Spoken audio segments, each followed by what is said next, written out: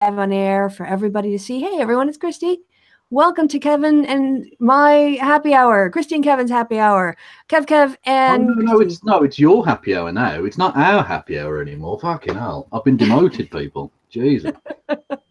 Mine. It's on my channel, so it's mine. Yes, and we've got Kevin here, and look how glorious. Yeah. You are. I mean, that's all natural, people. Look at that. Someone accused me of wearing a wig the other day. Who the fuck would buy this and put it on their fucking head, you mental case? Jesus. I have to lock the screen on you because I'm going to laugh and then it'll go off and people won't be able to enjoy the gloriousness that is your hair. People will get their opportunity when I spout on about the things we're going to talk about, which are, let's say, irritating at the best. Yeah. Or treasonous, whatever, somewhere in that scale. Of irritating to treason. It's on the incredibly oddly proportioned scale of irritating to treasonous. I think that's a fair scale when dealing with Trump. That's better than. Well, Benedict Arnold, it's just stuck to being irritating. I don't think he'd be remembered in quite the way he is. So, I mean, he fucked up on the scale, really, didn't he? Oh yeah. Yes, quite. So yeah, we wanted to we talked initially about doing the State of the Union, but really, I think it's going to be less interesting than talking about the various other problems that the Trump administration is facing. But rather than talking about the State of the Union speech, let's just actually talk about the State of the Union, which is, frankly, if he just walked out there and gone, it's Oh no, Kev, you dropped out. You froze up. Oh, you're back. Hello? Just when you went to rant, you just froze. So you have to start again. Oh, right. Sorry. Yeah, I was just going to say, instead of doing a hangout on the State of the Union address, we're going to actually do a rant on the State of the Union, which if Trump had just walked out there last night, or technically this morning, I suppose, and said, basically, everyone, the State of the Union is fucking shit, that would have been accurate. Well, it can pretty much be characterized as a typical, when somebody hands him a speech, and it was one of the third longest on record. People said, well, I saw Steve Schmidt say that he thought it was really boring. Yeah, I wonder, making it one of the longest ever, what's he trying to compensate for there? Well, it's all the pauses when he's waiting for the applause lines. That's what slowed him down. Well, not just that, but you've got to wait time for, the GOP congressmen and senators to continue to suck your fucking dick. Oh, yeah, because they all have to stand up and applaud him and then go, USA, USA, at the end. Just in case anyone forgot where they were, of course, which is a Congress, I would imagine. Right. Well, certainly when your actual masters are in Moscow, that's a problem. I think it's pretty easy to sum it up. His speech was self-promotion, taking credit for things he didn't do, explaining how he wants to borrow more money to spend on things like a wall and transportation and spend more money out of deficit spending on the military because, he's a fiscal conservative, as they are in Congress. And, kick out brown people. That was basically exactly. Well, he said Americans are dreamers too, which shows the multicultural. Oh fucking hell! America, you after George Bush, I genuinely, and I think I've said this before, but after George Bush, I didn't think you could go any lower, and yet you managed to drill through the bottom of the barrel you were scraping there and into the fucking turf below. Jesus. Well, I think we know now that the muck that people are willing to get into really comes from the top down in the Republican Party, because did you see the conservative evangelical guy who said that Trump's payout to the adult film star he had a consensual affair with shortly after his wife gave birth was kind of like a mulligan, sort of, and a group of women said that Trump's philandering with an adult film star after his pregnant wife gave birth wasn't a problem because he's in office, he's ordained by God, and therefore, it's okay. I don't remember them saying that about Barack Obama. He was elected to office, so surely everything he did therefore as well. And also, what's the point of having elections then if God's doing the fucking deciding around here? And basically, we don't even have, what they're saying is you don't have to take in the moral character of somebody you're putting into office if he's Republican. And then when you don't take into consideration their moral character, you get somebody who is basically well, it's the phrase that I heard used was a rolling Saturday Night Massacre, with reference to Nixon's attempts to fire people and having to go through several staffers who kept quitting on him before he would find someone who would fire the person he wanted fired, who was doing the investigation into him. And but we're seeing it in slow motion with, Andrew McCabe resigning, but that he probably should have been resigning because if he was part of the whole debacle around releasing the Clintons thing 2 weeks before the election. But he's going after Rod Rosenstein, and he's ultimately, wants to get to Robert Mueller. So this sort of ongoing attacks against the Justice Department and the FBI, undermining the entire institutions just to cover his butt, is what you get when you elect a guy who doesn't have any moral character. Yeah, exactly. And it reminds me of the one true, worthwhile and profound thing that Donald Trump, I think, has ever said, was when early in the 2016 nomination race, when he said that he could go down Fifth Avenue, shoot someone dead, and his supporters would still support him.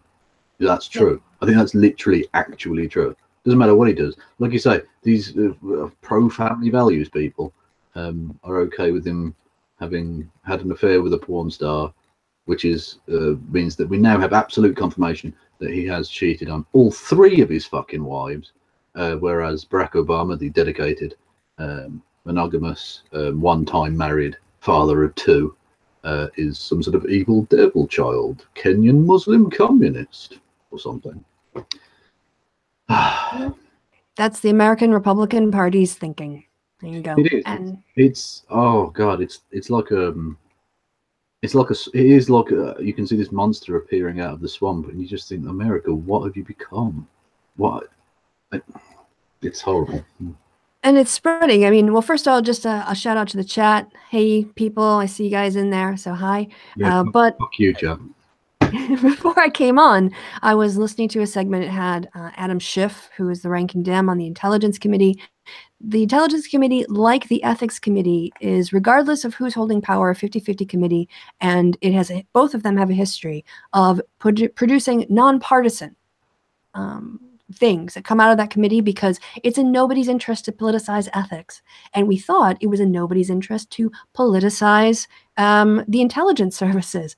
But then we have Nunez, I should say. I don't think he's Spanish. I don't see the thing over the U, so I think it's Nunez. But he's the guy who was on the transition team who tried to do the whole unmasking thing when when James Comey announced that there was an ongoing FBI investigation into Trump back in March. Then Nunes was a guy who went to the White House, got information, took it away, and pretended he found it to bring it back to the White House about this alleged unmasking, and had to recuse himself from the committee work on Russia because he was tainted by this. Well, he's the guy who's leading this charge against the FBI. And he is the person who is putting, in charge of this memo that is cherry-picked information made, from what we understand, to make it look like the FBI was influenced by the dossier, which they want to tie to the general election funding for it, which was Hillary Clinton. But of course, the primary election funding for the dossier came from conservative groups. So the corruption now has actually gone into the Intelligence Committee, because it was just this week that the Republicans on the committee voted to release their own version of this "what happened" memo, but then voted to deny their Democratic colleagues an opportunity to produce their own memo in response. They've politicized our national intelligence services. Hello, people. They're like basically working for Putin now, you guys. Wake up. The house is on fire and you're all asleep. Yeah, and I think one of the most telling signs of that is the fact that even though both the House and the Senate voted fucking almost unanimously, as close to unanimous as I think you're ever going to get, to impose new sanctions on Russia that Trump has refused to, even though supposedly it's a veto-proof majority, which means basically laws in America don't really mean anything if Donald Trump doesn't like them anymore. Precisely. Which is little more than a dictatorship, essentially. And do you see the Republicans calling him out on the fact that he will not execute the law that they passed and he signed? If he didn't want it to happen, he could have vetoed it. Instead, he signed it, grudgingly complaining about it, and then it's just going to ignore it. And this not just that, but previous sanctions that were I believe, initially passed before Trump gained office, those aren't being enforced. It was found this week, wasn't it, that one of Russia's top spies was came in to America, visit. even though he was supposed to have international travel ban on him. It was in America. Yeah. I mean, Putin is getting a lot of what he wants out of Donald Trump. And the other thing that he's getting is America that's increasingly at each other's throats over this sort of BS going on. And that means that the democracy itself is becoming more and more unstable. And that is ultimately Putin's aim.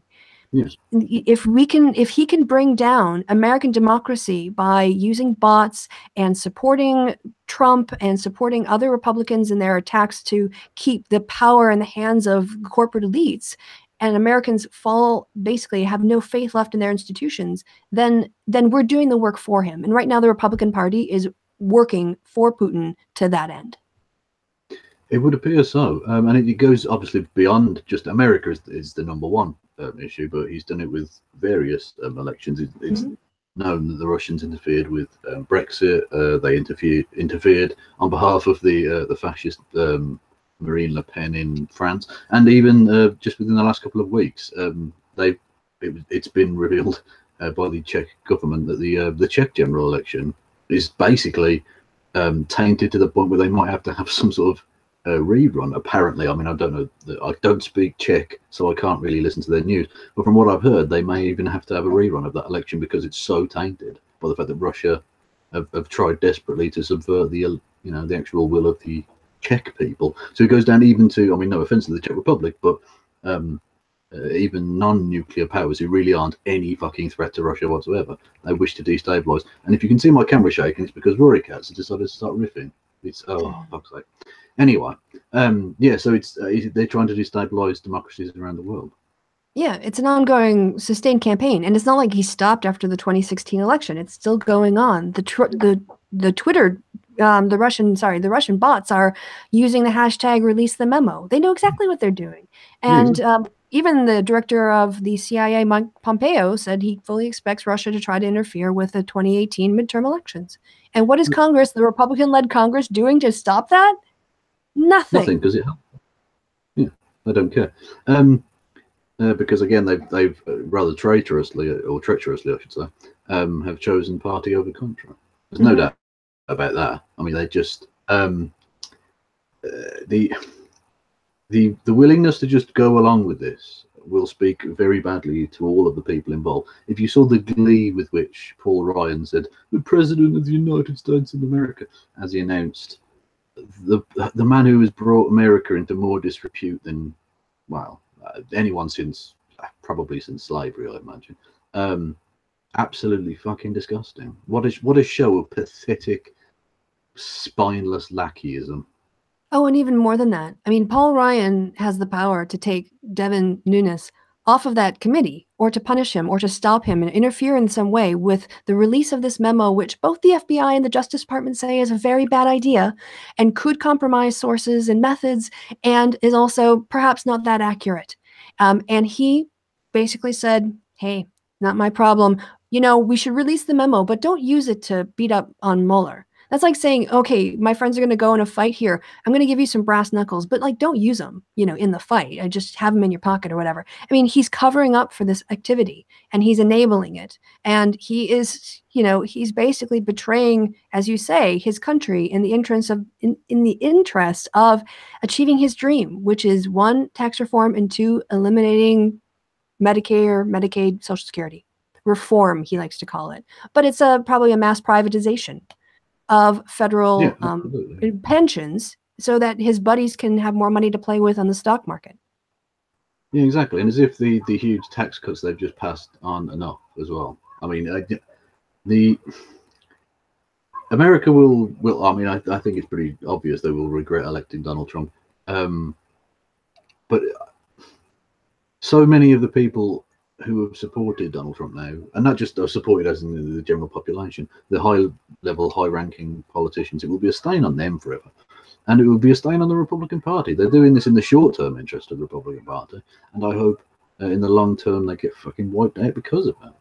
I mean, I don't hold out much hope for that, because as with the Donald Trump thing, there are a section of the population that, unless, I don't know, they do something crazy like actually, reduce military spending or something, they will vote Republican every single time. I think there is a portion of the Republican Party that is absolutely horrified. And maybe I'm biased because I end up watching MSNBC. The kind of Republicans they have on MSNBC actually have to do more than recite Trump talking points. But Steve Schmidt, Nicole Wallace, Bill Kristol, Charlie Sykes, you can kind of go down the line. There's Michael Steele. There are others who are absolutely horrified by what they're seeing, and are actually, at least Steve Schmidt has said at least one time, we need to vote for Democrats in the next midterm election, even as Republicans, because it's the only opportunity we will have for any accountability for this president. Yeah, it's an odd situation we find ourselves in. I've liked, I think, probably 3 or 4 David Frum tweets now, which is terrifying because that man is horrible. Jennifer Rubin too. I never would have retweeted Jennifer Rubin in my life, but on Trump, she's right. Yeah, it is very odd. It reminds me to a certain extent of when John McCain was attacking Trump's policy in Syria, and I sat back and I thought to myself, that's a good point on foreign affairs, John McCain. What fucking crazy world do we now live in? But that's, I mean, he's so extreme, and he's debased the office of the President of America, and frankly debased the entire nation of America, and shown America, not just has he debased it by his presence in that office, but he's shown how debased a fair section of America already was, because they were prepared to vote for a man like that. And I think that's the thing.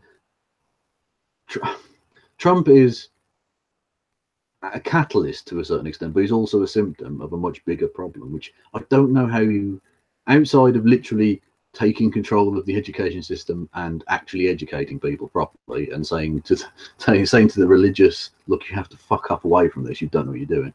I don't know how you reverse that in the long term, to be honest. Yeah.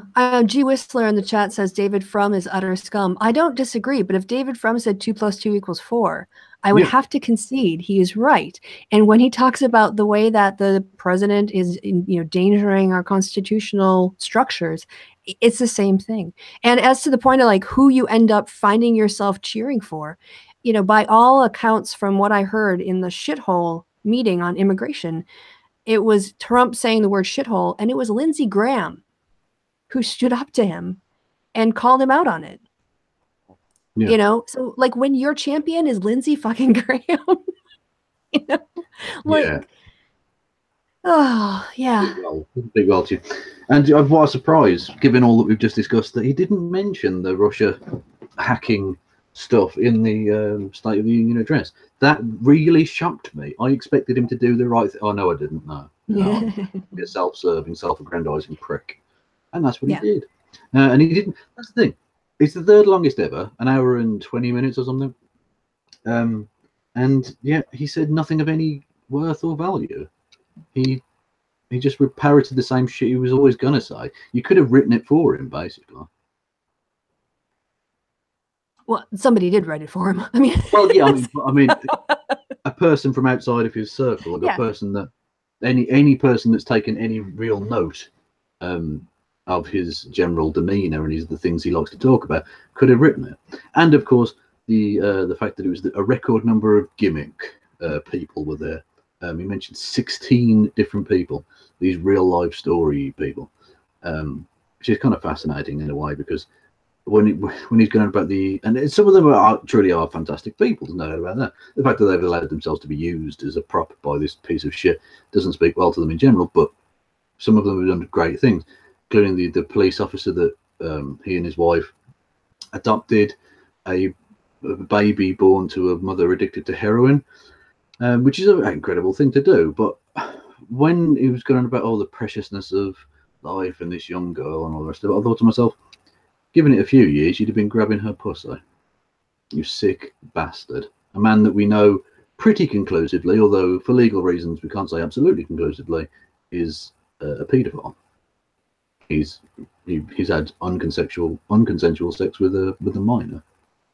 So it's sickening to see him making these things that, on the face of it, if you didn't know anything about Donald Trump, you think, well, that sounds presidential. But yet, given everything we know about him, he's not got any fucking right to stand up there and preach in that way. Fuck him. I don't know what case. Sorry, I'm getting a bit of feedback. Oh, and I hear the cat. No, that's some prick outside my fucking house. Shut up! Oh. All right. Seemed to have worked. No, there's someone shouting. Apparently, there's someone called Joanne that this person needs to get in urgent contact with. Cunt. Sorry, go on. You were saying. I think I forgot what I was going to say. What were you talking about? About you didn't know the case or something. Oh yes, about what you were referring to. But he did, in that Howard Stern appearance, talk about when he was running the Teen USA, Miss USA pageant, and that because he needed to inspect the dressing rooms, he could just walk into the changing rooms and see the girls as they were getting ready to do their various bits when they go on stage. And there were girls, 15 years old in the changing room when he would walk through. So yeah, he's a scumbag. Yeah, exactly. Fuck him. Yeah, more saber rattling towards North Korea. Unsurprising. I'm not saying he needs to go easy on North Korea or anything of the sort, but they're a nuclear power now. What you're essentially a paper tiger at this point. You're not going to invade them, so essentially let it go. We've already seen some signs that now that the North Korean government feels secure enough in the fact that they basically are uninvadable, as nuclear powers are, of course, that they're going to have a joint team at the Pyeongchang Winter Olympics starting in I think a couple of weeks. So we have good signs in that move. So why is he now deciding to continue to saber rattle in that way? I thought he was going to drag America out of all this interventionist stuff. Did you see that quote where he said, well, it would be really great if the country came together, but it usually takes a major event to bring the country together, and usually the major event is bad? I'm like, are you rooting for a nuclear attack? Yeah, I think he wants a terrorist attack. Because then he can have his power, and he'll have a rallying effect like George W. Bush did on 9/11. And not just that, but it'd be brilliant if it was a Muslim as well, because that plays into, let's kick away all the Muslims. Let's ban all the Muslims, which is exactly what he... Well, actually, it's not just it, but the dark power behind him, it seems, is this Stephen Miller creep. He's a fucking dangerous individual. He was basically the reason that the government shutdown happened in the first place. Well, Trump attracts a kind of person to him, and then we end up blaming that person for influencing him when he's surrounding himself with the kinds of people to influence him in precisely those ways. Steve Bannon was another. Well, yeah, but you've got to imagine that he's stupid enough and dangerously proud enough that he will. I think he can be manipulated in ways that very clever hucksters like Bannon and Bannon to a less extent, and obviously they fell out in the end, but the likes of Miller as well can take advantage of. I don't think you can just blame Trump, although obviously he is the president, however disgusting a sentence that is to say. It is true.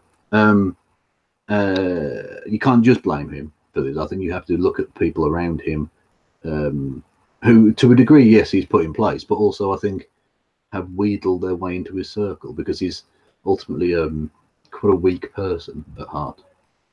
Agreed. By the way, while I have the opportunity, I want to get some information out to our audiences, because when the memo is released, and Trump, without probably even reading it, will release it because he thinks it will help him undermine the FBI.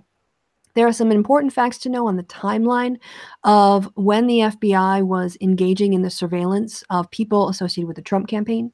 So it is facts is already in the record that the person, a person was named got caught up in a wiretap. That person was Carter Page, because he had been dealing with somebody who was associated with Russian spying. And in fact, there was a court case that was already, like, the indictments and stuff came out.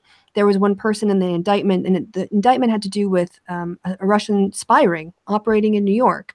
And it was listed one person was unidentified man number 1 or male number 1, and Carter Page confirmed that was him. So Carter Page was already talking to, like, Russians and being observed by the FBI because of this incidental wiretap pickup.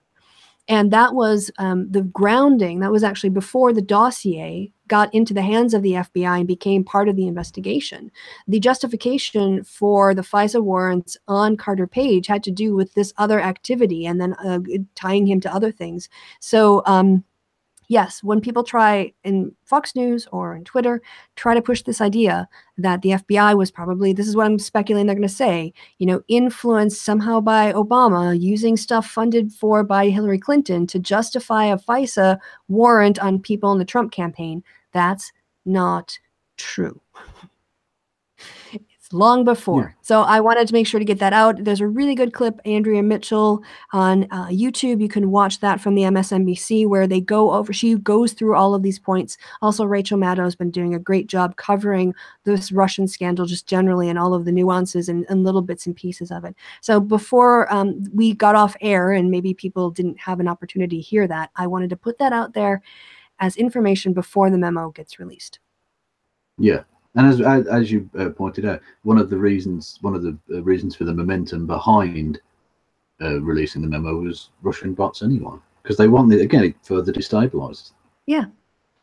This is what Putin does. You destabilize a country, and by destabilizing it, you neutralize them as a threat in the global, foreign policy arena. And people start staring at their navels instead of watching what Putin is doing. And that's pretty much what's going on. It or not, whether people like it or not, whether people like Barack Obama or not, the sanctions regime that was being installed against Russia was having the effect that America wanted it to have. Whether you think that was necessarily a good thing or not is neither here nor there. It was starting to have a significant effect. And Vladimir Putin was beginning to roll back some of the more aggressive stuff on the border with Ukraine, and in terms of sending ships into territorial waters and all sorts of confrontational bullshit, essentially trying to take NATO on in Eastern Europe. And since Trump's come into office, Vladimir Putin's gone straight back to exactly where he was 5 years ago doing that shit, because he knows he's got his little patsy now in office. Yeah, he's weaponizing democracy. Yeah, and the quicker the American people realize that, the better it would be for the entire world. Yeah. But, then again tonight, because they were doing parallels between Trump's situation and Nixon's, they played Nixon's State of the Union while Watergate was going on. And during his speech to Congress, he said, 1 year of Watergate is enough. And all these people started applauding. And I went, oh, yeah, people were shit stains back then, too. Yeah. Well, exactly. Yeah, there's no doubt about that. I don't think we need to. He might be the least presidential of the presidents, but I don't think he's necessarily universal or uniquely a shitbag. People have been fucking. I mean, to put it into proper context, the first 20 American presidents, allowed slavery. So I mean, it's not like American presidents have an absolutely squeaky clean record. Or had slaves themselves. Or yeah, many of them had slaves as well. Yes. Mm-hmm. Oh, there you go. I just mentioned that as I don't know, historical parallel or whatever. I'm desperately trying to look for the silver lining here, and it's all black. It's all just rain clouds everywhere. It's strange because go ahead. I think after the 2009 financial crash, there was some genuine possibility of positive change, and I think we started to see some of the the buds of that starting to come through. And the last couple of years have been so depressing because not only has it stubbed that out, but the reversal of that has been really depressing. This nationalist bullshit that's spread. Thankfully, not too much in Britain, although we did have Brexit. But in terms of a populist movement, there isn't anyone at all. But in places like France and obviously in America, it's so depressing. It really, and obviously in Germany as well with the AfD. Mm-hmm. Yeah, I mean, I think what I was just thinking about is what would I want in my next presidential Democratic nominee? And the things that I long for him or her to say would be things like, you know, bring back respect and dignity to the White House and restore faith in our institutions, make it, you know, tell the truth to the American people so that they can, again, trust what what people in their government says, not the government. Like, people are in the government isn't a thing, right? So what people say. And it just sounds so conservative to me, and it sounds so Republican. But I actually long to go back to, yeah, even Barack Obama. It feels like such a sea change. But my worry is that any candidate who goes up against Trump is going to basically face a nonstop shit show of just garbage being poured at them. And maybe it won't matter. You know, maybe the distractions will hold again, and it will have a good candidate who people will argue is imperfect, and Trump will smear and make and suck up all the oxygen in the room again. And I just would despair at that idea. But when it comes to a Democratic candidate who can do those things credibly, yeah, it's going to be a massive challenge to take the high road because there's no reward for it with Trump as a candidate. And that's what I have to say. Kevin, you still there or did you freeze? I thought you were just being polite and quiet, but it looks like you froze. Oh no, I hope you will F5 and try to join us again. Well, anyway, while I've got you guys for a few minutes, and I would hate to have to cut this short if Kevin is having internet problems, as he mentioned, but he's just dropped out, so maybe he'll drop back in. Excuse me. I am doing an interview, not an on-air interview, sadly, but I am doing an interview with Natalie Alford.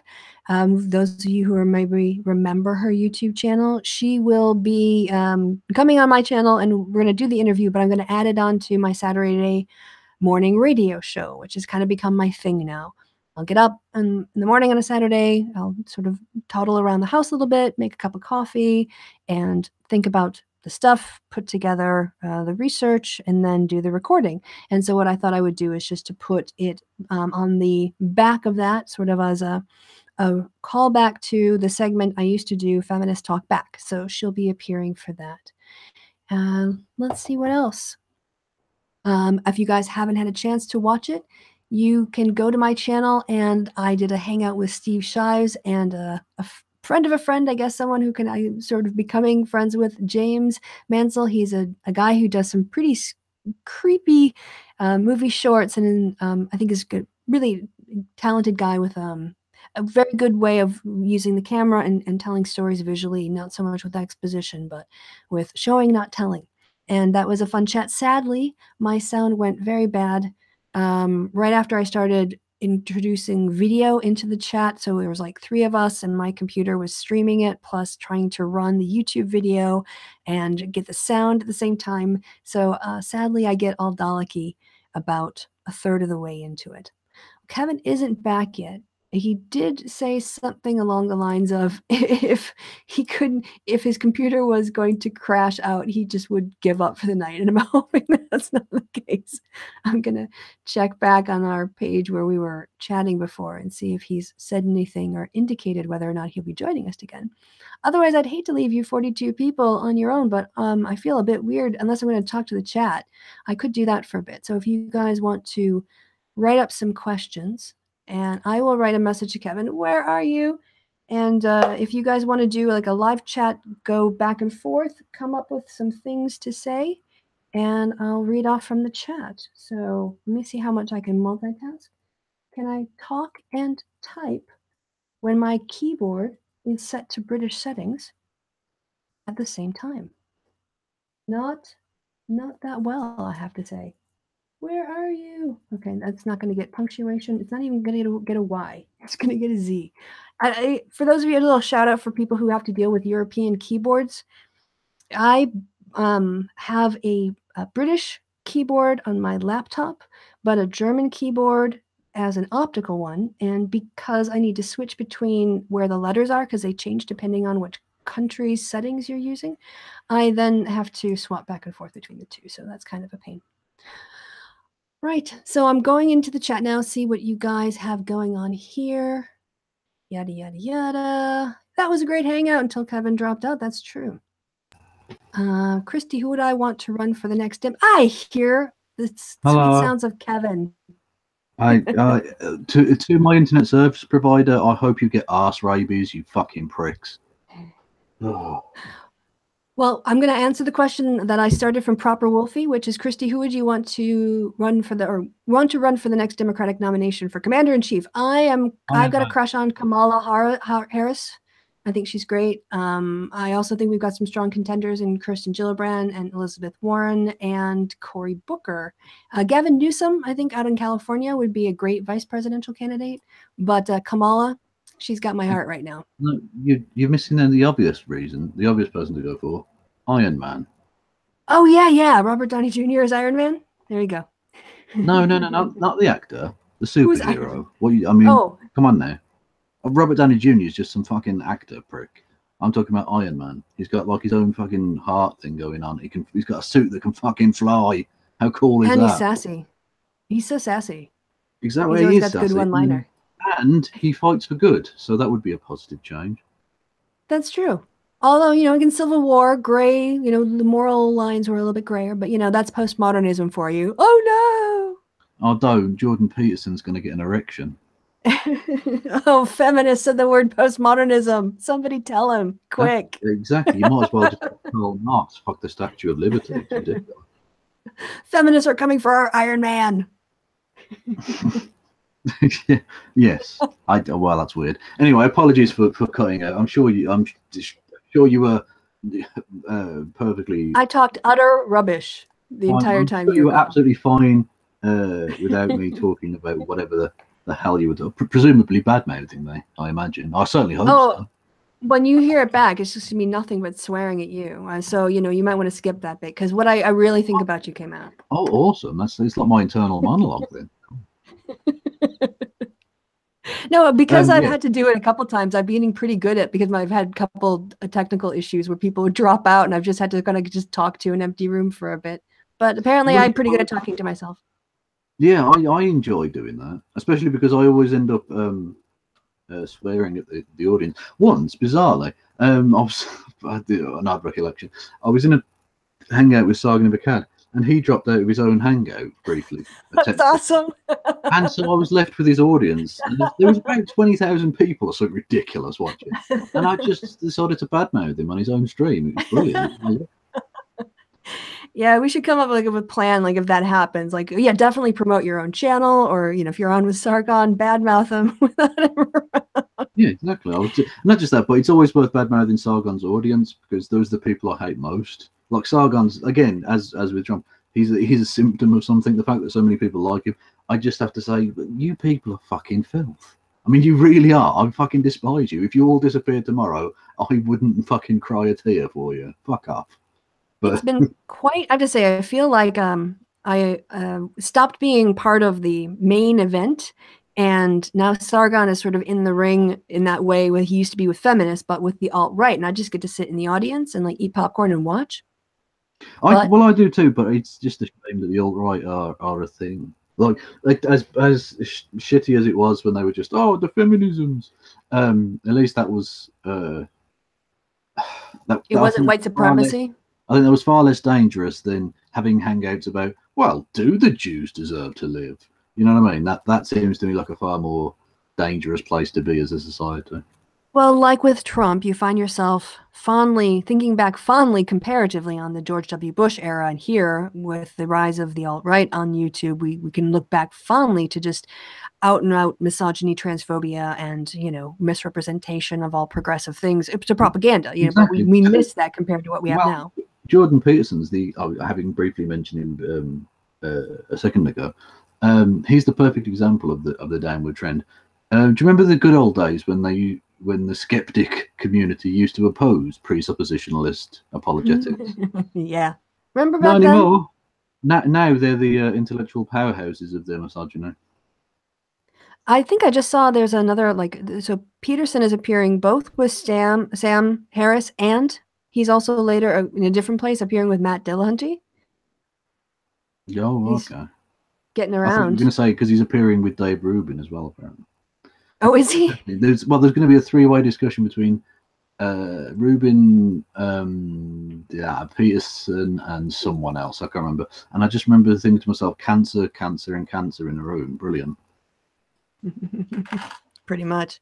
Yeah, and of course, also you guys in the chat and watching afterwards, be careful out on Twitter. A lot of suspensions, a lot of flagging campaigns, alt-right people. Again, this is sort of like they complain about the people on the political left, but you've got Poll and other places targeting people for suspensions or people just acting stupid and getting suspended. So yeah, be sassy, but watch your tongue out there on Twitter. It's not a time to be doing things ironically. As 2017 was the year that my main channel got taken down, although thankfully temporarily, by alt-right scum, I can't help but feel that their cries of "Muffrey's peach" are anything other than genuine. Nobody listens. Ask what? Wait, did I miss something? The YouTube Nazis are also creationists now. Well, it's more of a reference to Peterson, I think, in his. Yeah, exactly. Yeah, Peterson isn't a Nazi, although I dare say he would get on perfectly well in the ethno state. He's a Christian presuppositionalist, which means basically he presupposes A, that there's a God, and B, that the core of it is that he thinks that you can't know anything without God. Knowledge is dependent on there being a God, which is wrong. And the skeptics used to be shit hot on tackling that, which is always good. And actually, you haven't mentioned Dillahunty there. Dillahunty's still stuck in that mind frame of 10 years ago, 5 years ago even, of let's take on the presuppositionalists, as if that's relevant or interesting anymore. It just isn't.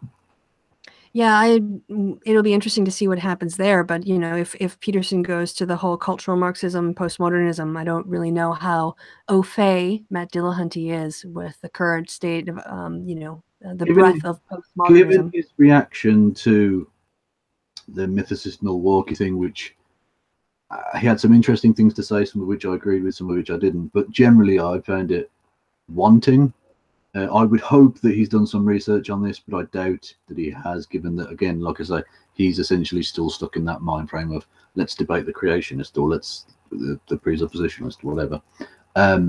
I don't think he has necessarily done the sufficient amount of reading and observing of cultural changes, and is at an age where if you aren't interested in doing that sort of thing when you're young, you're probably not going to get into it by that stage in his life. Although that can obviously vary from person to person. So I don't think he has done that, and so ultimately I think Peterson will be able to stomp him with his bullshit line of well trodden nonsense that will trip up anyone who isn't prepared for it. Yeah, it'll certainly be interesting to see how that all plays out. And when it comes to doing stuff on the atheist experience, he knows all those arguments and he has them to hand. But if it starts to go into an area where he's not that well versed, I don't know how he's going to do in that situation. So I guess we'll just have to see. But yeah, Peterson's getting around quite. Yeah, exactly. Yeah, I mean, I would suggest a trip to the Bermuda Triangle for him if he fancies that. That would be cool. But yeah, I can't stand him. Like I say, he's by no means the worst of this new breed of quote unquote right wing intellectuals. But he certainly, for me, epitomizes what's happened to a community that I once felt a part of and was intrigued by and entertained by and partly loved, that has turned into a cancerous tumor on Western civilization.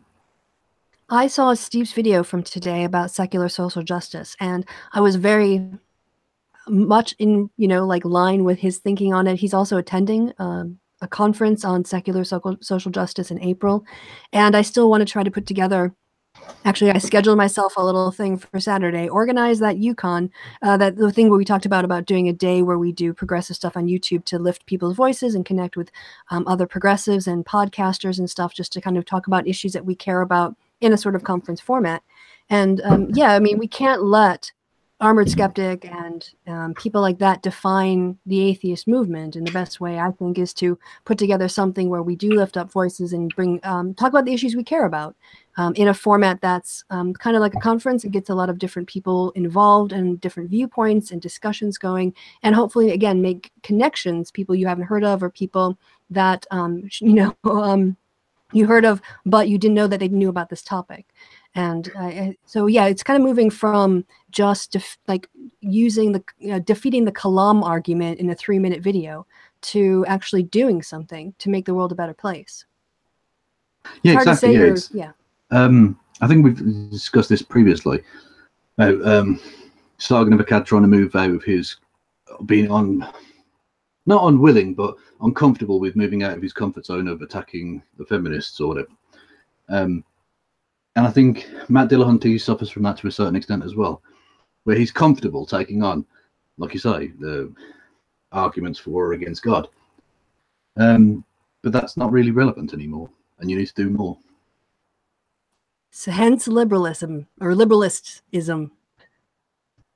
Oh, so his movement mostly appears to be doing hangouts on YouTube and live meetups, but I haven't seen them and articulating their principles and then arguing about their principles, but not actually identifying any like particular piece of legislation or any kind of thing in Parliament that they want to work on or bringing attention to an issue other than like the Count Dankula, the guy who taught his dog to respond to Nazi stuff, who's going to trial.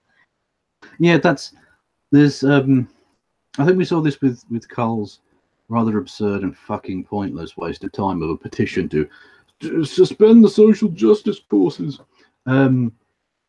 Actually doing anything of worth takes effort. Doing anything that actually might change things for the better, or indeed even to change things for the worse, takes a certain amount of effort. It means you've got to be motivated enough to actually do something. And Carl at heart is a lazy, both intellectually and actually, lazy fucker who isn't interested in really changing anything. He wants the kudos of people thinking he's an intellectual. He wants the kudos of people thinking he's an activist without actually having to do the work to become either of those things. Yeah, there's a big difference between giving your opinion on YouTube and exercising political power, because people aren't going to be persuaded to vote for your position simply because you quote luck. You need to have votes or money. Yeah, we saw that, didn't we, in his bitch fest with Spencer in that hangout I was in, where Locke said X, Y, and Z, and Spencer Quirrell pointed out, I don't care what Locke said, so it's not relevant. And it's true. If you're in a philosophy lecture, Locke is relevant. If you're in a discussion about 21st century politics, he isn't. Pascal Leroux is in the chat and writes, liberalists, not quite incensed enough to do much of anything. Basically, yes. Yeah. Basically, they'll sound very angry, but they won't get up off their butts. They're like hipster activists, where they want the look of an activist without actually being an activist. Sargon is a hipster in those skinny jeans. I just don't want to picture that. So, since we're on YouTube drama, do you want to talk, about No Bullshit getting suspended from Twitter? Sorry, you completely cut out for a second there. I just heard the word Twitter at the end. Right. I was segueing, because I wasn't sure if we had any more Sargon material, into No Bullshit getting suspended from Twitter. Yeah, that was funny, especially because, the meme life comes at you fast, where you've got like the thing they said A and then B happens as a counterpoint. it's rather amusing. Yeah, he was celebrating Destiny, who obviously, I mean, you had the hangout with, and he's generally speaking a decent enough chap. Yeah, he got suspended. I'm not entirely sure why. It doesn't really matter.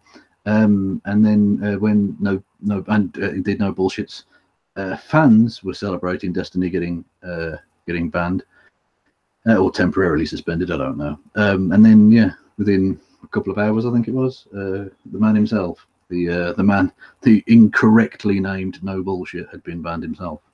Yeah. So again, careful out there. Nazi trolls are looking for an excuse to suspend people on the left. So don't make yourself a target. Watch your tongue. So I do it by being incredibly sarcastic and condescending if I don't like somebody. But yeah, I don't threaten them or even kind of play those games that you could take something out of. You could read it the wrong way. I mean, I did actually end up getting reported. And I had a 12-hour suspension, which was total bullshit. And you know what it was for. You won't, so I'll tell you. It was my tweet where I quote Sargon during the whole "you blankety blank blank blank blank blank blank blank" headline that I had made, where I had made the word like the N-word and retarded and S and all these other words. I had actually like put asterisks in them so they weren't the actual words.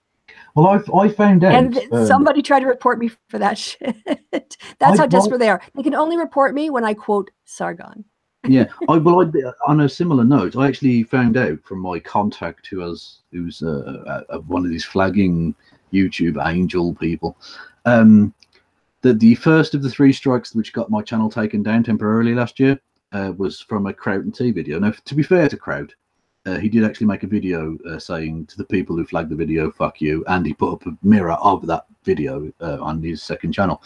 So fair play to him on that point. But I found out that the reason it got banned was because I used the clip of Kraut saying something hideously racist. It didn't really matter, and that was why it got banned. Not for what I had said, but for me having used the clip of Kraut saying something racist, even though the video from which that was taken was still up on Kraut's fucking channel. Ridiculous. Yeah. Yeah, when you're quoting a racist, then you get done for being it. It took months. So basically, I got suspended from YouTube, at least in part, because of me using a clip of Kraut being racist that was still on his channel. You think, what? Fuck off. And people say, well, it's the right of being censored. And name me all these big YouTube channels on the right that have been taken down. I can't name any. No. Richard Coughlin. For all the stuff Richard Coughlin been banned 4 fucking times. I was temporarily got my channel taken down, thankfully overturned. Yeah. How many videos has Bering had, not because of copyright infringement? None. He's got a video with the fucking thumbnail "chicks with dicks." That's still up on his fucking channel. That's fine. Apparently that's not hate speech somehow. Yeah, but you get done, I get the flagged, other people on the left, get flagged, and we get on the naughty step for when I basically just had the video of Sargon telling David, it's not that I'm older, it's not that I'm more knowledgeable than you, it's just that I'm older and have more experience or something. And at the end, it was just like, a Family Guy clip that's also on YouTube as a little clip. And it was part of a fair use thing. It was for comedy, obviously. And yeah, that got pulled down and I got, 3-month no hangouts. It's BS. Yeah. Absolutely. There's definitely a double standard for bigger channels and smaller channels. Yeah. Well, as you can see from the fact that Logan Paul was able not just to put the video up and it was fine, but it was on the fucking trending page when he literally made fun of and made money from a dead human being. Yeah, YouTube has such issues. Well, no, it's not just that YouTube has issues. The profit motive as a moral guide is entirely inadequate. Agreed. Well, we're coming up to about 5 minutes before the hour. So is there anything you wanted to talk about that we haven't talked about, or plug that you want to plug?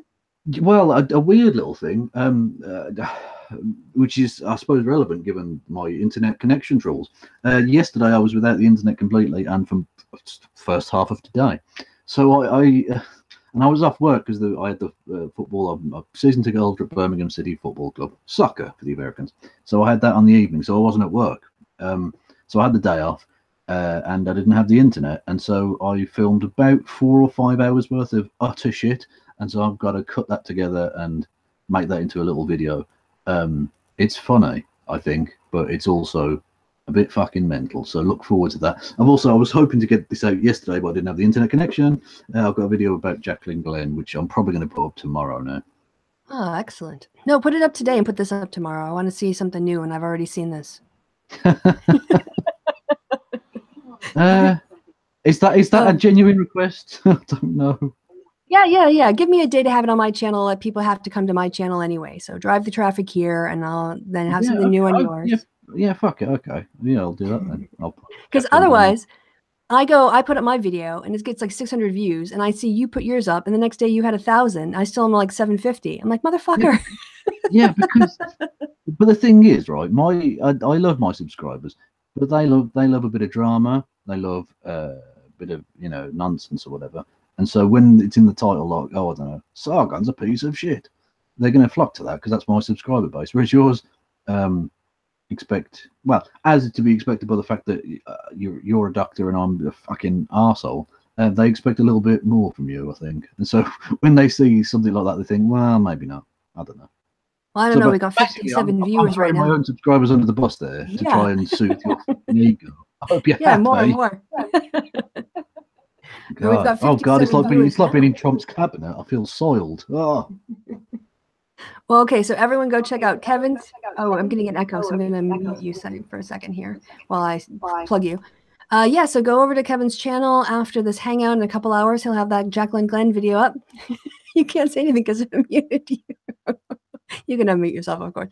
And as I said during the pause, I've got the interview with Natalie that will become a segment of Feminist Talk Back, and I'll add that to the end of the program to lengthen it out and tie it together. Go ahead, Kevin. Who's the interview with, sorry? Natalie Alford. Which one? Natalie from that used to have the YouTube channel. Yeah.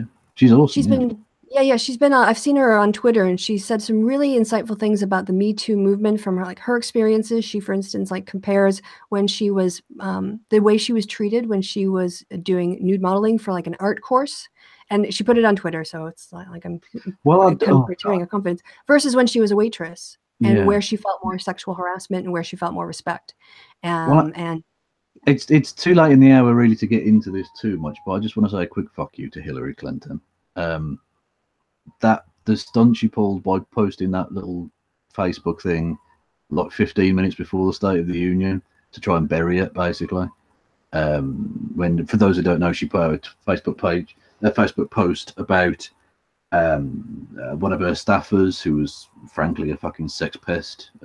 As far as I'm concerned, should be in fucking jail. And not only did she not fire him from his initial job, she didn't enforce the very limited punishment she had, rehired him in a different capacity. This was from the 2008 presidential campaign, and she lost the candidacy to Barack Obama. She rehired the guy in a different capacity, and he committed, frankly, sexual assault again. And she said, "Oh well, I'm sorry, I've made a mistake," but buried it. So fuck you. Agreed. That was a shit move. Yeah, that was very, very disappointing in many levels and disgusting. Yeah, she said she's not running again, so I don't even know why you would bother. Other than to save face, but I don't know. She should have just taken it on the chin. She should have just taken it on the chin. No, and she's not going to run again. So she could have actually rose to the occasion and talked about her mistake and her regrets. And also put more emphasis and spend time on the people who came forward and the people who were hurt, and that she would, just sorry. Yeah, there's no need to cover your ass when you're not seeking votes anymore. So it just seemed a bit pointless. But yeah, I just thought I'd throw that in because it cropped into my mind. But to the people in the future, tomorrow, watching this on my channel, go to Kristi's channel and subscribe. Otherwise, Rory will fuck you up. And you don't want that. Exactly, because he might look small and cute, but he's got fucking fists of fury. So watch yourself. I'm just imagining now on his hind legs, just doing like a No, he's got knuckle dusters, and he's not afraid of cutting a bitch. You know what I mean? So watch yourself. And on that bombshell. Oh, look, I love a good partridge ending. Beautiful. Oh yeah, always, especially for the Brits. Yeah, you got to throw a bit of classic partridge. I don't know what. Yeah, I'll start riffing and it'll never end. So on that bombshell, everyone, thank you guys for watching. This has been Kristi and Kevin's Happy Hour. We have been happy to have you. We had a peak of 54, currently at 57. We're currently at 54. To all of you watching either in live stream or in the future, thank you so much for your time and attention. Do appreciate it. I've been Kristi. You've been awesome. Kevin's been awesome. Goodbye You've for been me awesome. and goodbye. And I say goodbye, Kevin. Goodbye, Kevin. Bye.